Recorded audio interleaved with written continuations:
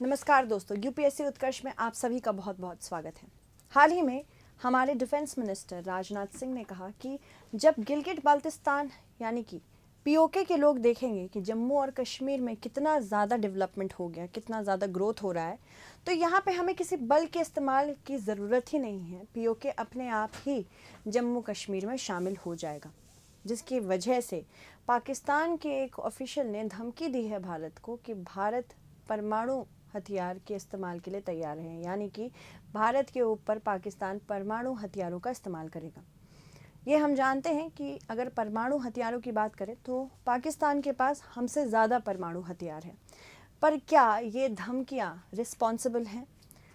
पर क्या ये धमकियाँ एक ऐसी वॉर लाइक सिचुएशन नहीं खड़ी कर रही हैं जिसकी वजह से पूरा का पूरा एशियाई क्षेत्र डिस्टेबलाइज हो सकता है? आइए इसके बारे में हम जानते हैं कि अगर कल के दिन युद्ध हुआ तो कौन आगे है परमाणु हथियारों में। साथ ही साथ ये भी जानेंगे कि अगर भारत को जम्मू और कश्मीर में पीओके को मिलाना है तो क्या किया जा सकता है, कोई हमारे पास प्रावधान है। पीओके क्योंकि सदैव से हमारा रहा है, ये इलीगल है। पीओके यानी कि पाकिस्तान ऑक्यूपाइड कश्मीर हमारे नज़रिए से है। अगर हम बात करें पाकिस्तान के नज़रिए से तो पाकिस्तान इसी पीओके को क्या बुलाता है, आज़ाद कश्मीर बुलाता है। तो हमारे रक्षा मंत्री ने कहा था कि भारत को पीओके पर बलपूर्वक कब्जा करने की कोई आवश्यकता है ही नहीं। जब भारत से बात की गई, मतलब राजनाथ सिंह ने बताया, बहुत बार पूछा गया था कि क्या हम पीओके को वापस लेंगे। उन्होंने कहा था कि कश्मीर में विकास देखने के बाद वहाँ के लोग खुद ही शामिल होना चाहेंगे जम्मू और कश्मीर में, ठीक है। और पाकिस्तान के कब्जे वाले कश्मीर के लोगों के भारत में विलय की इच्छा पर रक्षा मंत्री ने टिप्पणी की। साथ ही साथ भारत के रक्षा मंत्री ने कहा कि पीओके हमारा था, हमारा है और हमारा ही रहेगा। जानेंगे पीओके के बारे में भी कि कैसे पीओके बना। इसके साथ ही रक्षा मंत्री ने यह भी कहा कि जम्मू कश्मीर की ज़मीनी स्थिति काफ़ी सुधर गई है जब से वहाँ अफ्स्पा चला गया है। स्थिति सुधरी तो अफ्स्पा भी हटाया गया। अफ्स्पा अगर अभी हटाया गया है तो हमने देखा कि ज़रूरत नहीं लग रही है वहाँ पे अफ्स्पा को वापस से लाने की। तो यहाँ पे ये भी बताया गया कि अफ्स्पा वहाँ से फिर से अप्लाई नहीं होगा। और हाल ही में भारत के विदेश मंत्री ने भी कहा था कि पीओके भारत का ही हिस्सा है। पीओके कभी भी इस देश से बाहर नहीं गया है वो, हाँ, बल्कि दूसरी कंट्री यानी कि पाकिस्तान द्वारा इलीगली ऑक्यूपाई कर लिया गया था। इसके बारे में भी हम जानेंगे। तो अगर परमाणु हथियारों के बारे में बात करनी है तो सीप्री की रिपोर्ट एक तो पढ़नी ही पड़ेगी। Stockholm International Peace Research Institute, ये एक ऐसा इंस्टीट्यूट है जो स्टॉकहोम स्वीडन में स्थित है और ये हर साल रिपोर्ट जारी करता है कि किसके पास कितने हथियार हैं। तो इसने ये कहा है कि इस रिपोर्ट के अनुसार जो जनवरी 2023 तक की बात हुई है, भारत के पास 164 परमाणु हथियार हैं। और अगर हम पाकिस्तान की बात करें तो पाकिस्तान के पास 170 परमाणु हथियार हैं। इस रिपोर्ट में एक और महत्वपूर्ण रहस्योद्घाटन ये है कि परिचालन परमाणु हथियारों की संख्या कुछ ज़्यादा ही बढ़ रही है, जो विभिन्न देशों की दीर्घकालिक सेना आधुनिकीकरण और विस्तार रणनीतियों को दर्शाती है। मतलब यहाँ पे हम क्या कर रहे हैं, हम बेसिकली अपनी टेक्नोलॉजी को बढ़ा रहे हैं, प्लस परमाणु हथियारों की संख्या भी बढ़ती चली जा रही है। अगर हम वैश्विक स्तर पर देखें, एक होते हैं छुपे हुए देश जो परमाणु हथियार बनाते हैं पर बताते नहीं हैं, वो छुपा के रखते हैं। एक होते हैं ओपनली डिक्लेयर्ड देश, वो बता देते कि हाँ, हमने परमाणु टेस्ट किया है, हमने न्यूक्लियर टेस्ट किया है और अब हम एक न्यूक्लियर वेपन पोजेसिंग कंट्री हैं, हमारे पास न्यूक्लियर वेपन्स हैं, न्यूक्लियर हथियार हैं। तो भारत 8 अन्य परमाणु सशस्त्र देशों के साथ एक और देश है। जैसे कि अन्य देशों में किनके पास परमाणु हथियार हैं, अमेरिका के पास है, रूस के पास, ब्रिटेन, फ्रांस, चीन, इवन पाकिस्तान, उत्तर कोरिया और इजराइल के साथ अपने परमाणु शस्त्रागार का आधुनिकीकरण कर रहा है। बाकी 8 देश भी कर रहे हैं सब मिला के। देखो भारत कैसे बना एक न्यूक्लियर पावर्ड कंट्री, यानी कि न्यूक्लियर वेपन्स कैसे आए हमारे पास। भारत की जो पॉलिसी है, पहली बात तो ये जान लीजिए, हम नो फर्स्ट यूज़ पॉलिसी पे काम करते हैं। नो फर्स्ट यूज़ पॉलिसी यानी कि अगर आपने हमारे खिलाफ परमाणु हथियार नहीं यूज़ किया है तो हम भी आपके खिलाफ हथियार नहीं इस्तेमाल करेंगे। साथ ही साथ हमारी एक और पॉलिसी है, non use of nuclear weapons against a non nuclear country. Non use of nuclear weapons against a non-nuclear weapon country, यानी कि अगर आपके पास परमाणु हथियार नहीं है तो हम भी आपके खिलाफ परमाणु हथियार नहीं यूज़ करेंगे, हम कन्वेंशनल वेपन्स ही यूज़ करेंगे। हम ये भी कहते हैं कि हम पीसफुल पर्पसेस के लिए परमाणु हथियार रखेंगे। क्यों रखा है हमने?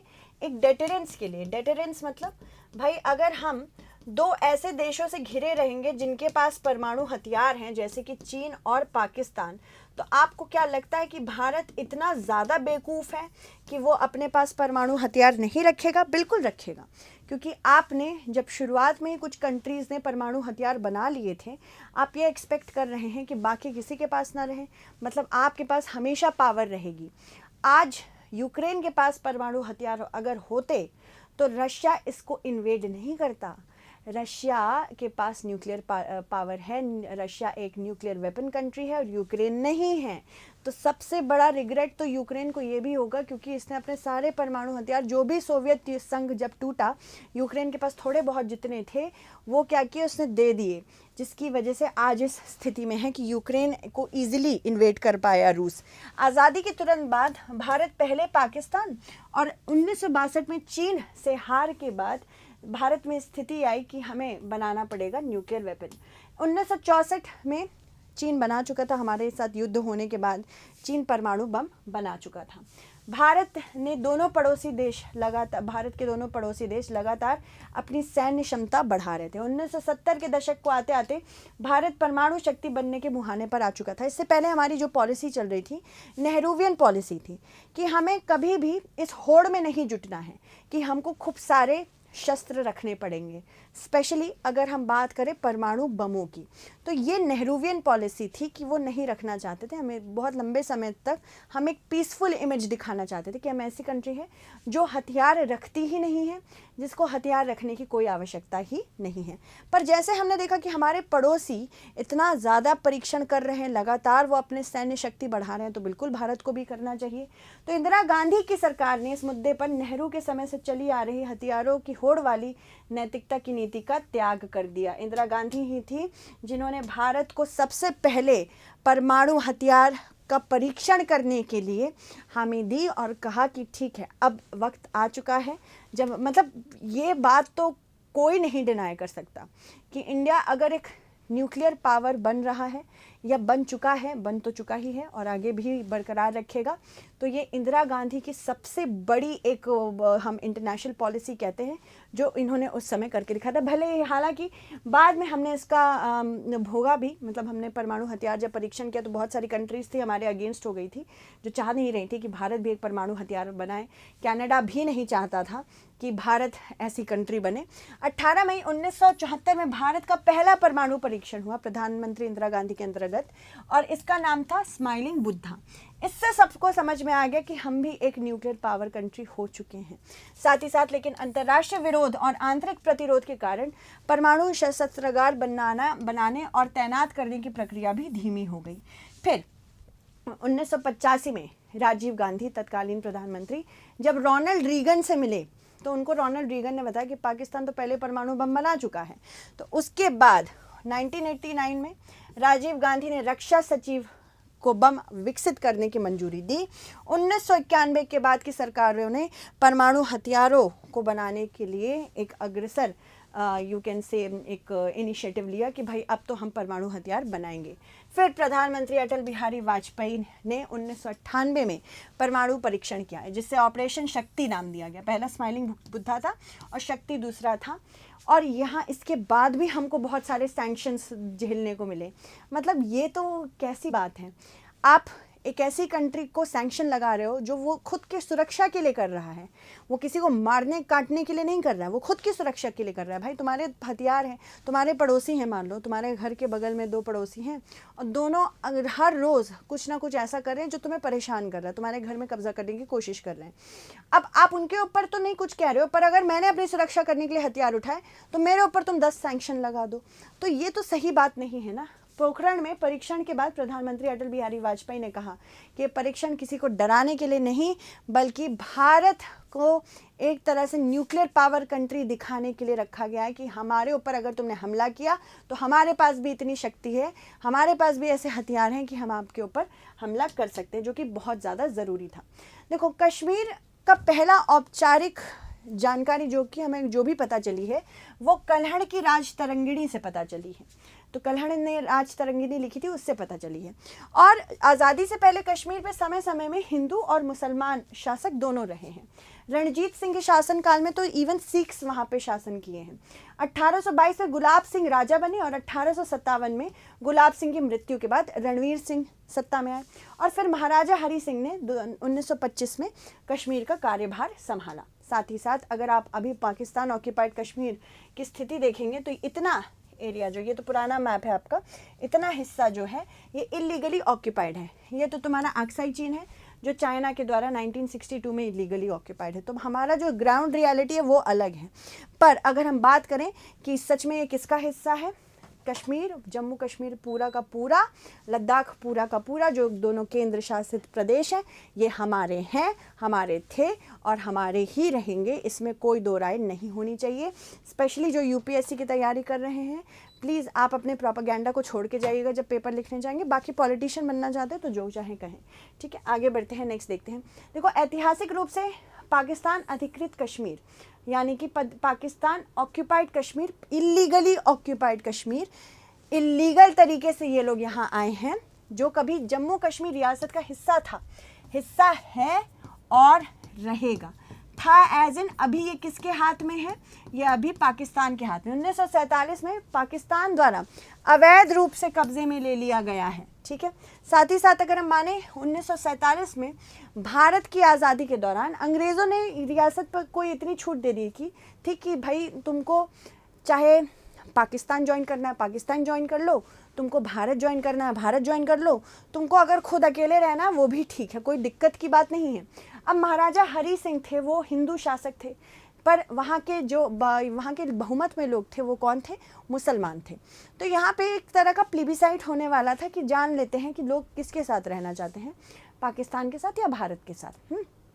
पर कश्मीर को ये पता पाकिस्तान को ये पता था कि कश्मीर में अगर प्लीबिसाइट हुआ तो वहाँ पे नरेशन किसकी तरफ था, लोग किसकी तरफ रहना चाह रहे थे, भारत की तरफ। तो ये बिल्कुल परेशान हो गए, पाकिस्तान बिल्कुल परेशान हो गया कि अगर प्लेबिसाइट हुआ तो ये वहाँ पहुँच जाएंगे, मतलब कश्मीर पूरा का पूरा भारत का हिस्सा बन जाएगा। तो इसी वजह से उस समय जम्मू कश्मीर के शासक महाराजा हरि सिंह ने स्वतंत्र रहने की बात की कि हम थोड़ा सोच विचार कर लेते हैं। 1947 में हरि सिंह द्वारा क्षेत्र के किसानों पर कुछ दंडात्मक करों की वजह से जो पूंछ का इलाका था वहाँ लोग महाराजा हरि सिंह से खुश नहीं थे। फिर उसी वर्ष अक्टूबर में पाकिस्तानी सेना द्वारा समर्थित उत्तर पश्चिमी सीमांत प्रांत में हजारों पश्तून ट्राइब्स को भेज के इन्होंने कब्जा करवाया। महाराजा की सेना द्वारा स्थिति को नियंत्रण करने के बहुत सारे प्रयास हुए पर हो नहीं पाया, जिसके बाद से वह पूंछ में फैल गए पश्तून ट्राइब्स, मुजफ्फराबाद और बारामुल्ला में भी फैल गए। फिर भारत सरकार से महाराजा हरि सिंह ने मदद मांगी। भारत सरकार ने कहा ठीक है हम मदद तो करेंगे पर आपको एक इंस्ट्रूमेंट ऑफ एक्सेशन साइन करना होगा, मतलब आप इस मदद के बदले पूरा का पूरा कश्मीर हमको दे रहे हैं। महाराजा ने इस पर हस्ताक्षर किया।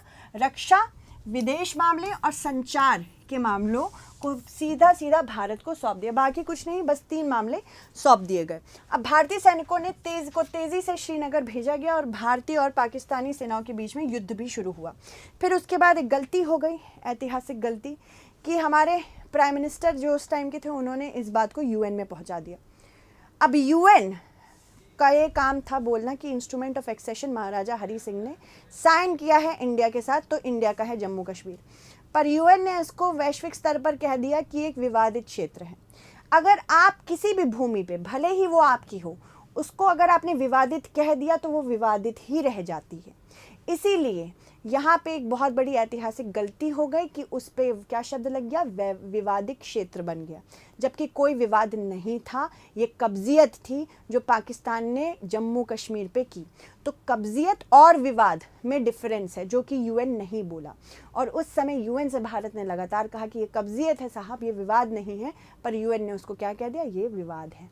तो कोई शब्द इतना ज़्यादा भारी हो सकता है, अगर कोई मेरे घर को किसी भी एरिया को बोल दे कि विवादास्पद है, मतलब विवादित है, इसको मत लीजिए, मुझे पता है वो मेरा है, पर अगर आपने विवाद कह दिया तो वो विवादित ही रह जाता है। तो यहाँ पे ये दिक्कत है कि ये शब्द बहुत ख़राब है, इसीलिए यहाँ पे यूएन ने सीधे सीधे कह दिया कि भारत पाकिस्तान का विवाद है। ये नहीं कहा कि पाकिस्तान ने कब्जा किया है, ये कहा कि भारत पाकिस्तान का विवाद है। तब से आज तक ये विवाद ही रह गया, इस पर बना रह गया। जम्मू कश्मीर में अगर भारत के विलय की बात करें तो महाराजा हरि सिंह ने अपने क्षेत्र और पाकिस्तानी आतंकवादियों द्वारा मारे जा रहे और लूटे जा रहे लोगों को बचाने के लिए भारत से मदद मांगी। फिर तत्कालीन प्रधानमंत्री नेहरू ने जम्मू कश्मीर के भारत में विलय को स्वीकार किया। महाराज ने राज्य की स्वायत्तता के लिए कुछ रियायतों के साथ विलय पत्र पर भी हस्ताक्षर किए और राज्य की यह विशेष स्थिति भारतीय संविधान के अनुच्छेद 370 में निहित थी, जिसको थैंकफुली अब हटा दिया गया। क्यों थैंकफुली हटा दिया गया? क्योंकि 370 था तो पुल, पर ये पुल धीरे धीरे जलने लगा था। क्यों? क्योंकि वहाँ के लोग, कुछ सेसेशनिस्ट जो अलगाववादी थे, एक तो जम्मू कश्मीर की सबसे बड़ी दिक्कत क्या थी पता है? वहाँ पे क्लियर नरेशन नहीं था। कुछ लोग भारत के साथ जुड़ना चाहते थे, कुछ लोग पाकिस्तान के साथ जुड़ना चाहते थे, कुछ लोग इंडिपेंडेंट रहना चाहते थे। तो ये एक टेम्पररी प्रोविज़न था, ये सुप्रीम कोर्ट ने अपहोल्ड किया है। तो ये टेम्पररी प्रोविज़न था, हमेशा के लिए नहीं बनाया गया था इसको कि सदैव जम्मू कश्मीर में एक अलग संविधान रहेगा, ये बताया गया, एक अलग इनका झंडा रहेगा, एक अलग इनका खुद का प्रधान रहेगा। तो हमने अपने ही देश में 2 देश बना लिए थे, तो यहाँ पे 2 देश बनाए मतलब गलत है। अब इससे क्या होता है? सिसेशनिस्ट एक्टिविटीज़ बढ़ती है, अलगाववाद की स्थिति ज़्यादा बढ़ती है और भारत की सुरक्षा में बहुत बड़ा ये एक धब्बा था, जिसके थ्रू क्या होता था, वहाँ के सेसेशनिस्ट जितने लोग थे पाकिस्तान से पैसा लेते थे और फिर ये यहाँ से, इस पूरे क्षेत्र से, जम्मू कश्मीर के क्षेत्र से आतंकवादियों को आने जाने की पूरी मदद भी करते थे। ठीक है, तो बहुत सारे अलगाववादी भी थे, बहुत सारे इंडिपेंडेंट रहना चाहते थे, बहुत सारे भारत के साथ भी रहना चाहते थे। तो जब 370 की बात आई, सुप्रीम कोर्ट तक पहुँची, सुप्रीम कोर्ट ने कहा ये टेम्पररी प्रोविज़न है, परमानेंट नहीं है कि ज़िंदगी भर जम्मू कश्मीर एक अलग ही रहेगा। फिर उसके बाद इसको एब्रोगेट कर दिया गया। अभी हालिया स्थिति क्या है? देखो, 2019 में प्रधानमंत्री की अध्यक्षता में केंद्रीय मंत्रिमंडल ने संविधान संशोधन आदेश 2019 निकाला, यानी कि Jammu and Kashmir reorganisation amendment act, जिसकी वजह से हमको 2 केंद्र शासित प्रदेश मिले। एक जम्मू कश्मीर जिसके पास खुद की लेजिस्लेटिव असेंबली है, एक लद्दाख जिसके पास खुद की लेजिस्लेटिव असेंबली नहीं है। अब लद्दाख में भी प्रॉब्लम्स चल रही है, वो कह रहे हैं आपने इनको जम्मू और कश्मीर को लेजिस्लेटिव असेंबली दे दी, ये अपने खुद के लोगों का चुनाव करके खुद को शासित कर सकते हैं, पर आपने हमको नहीं दिया।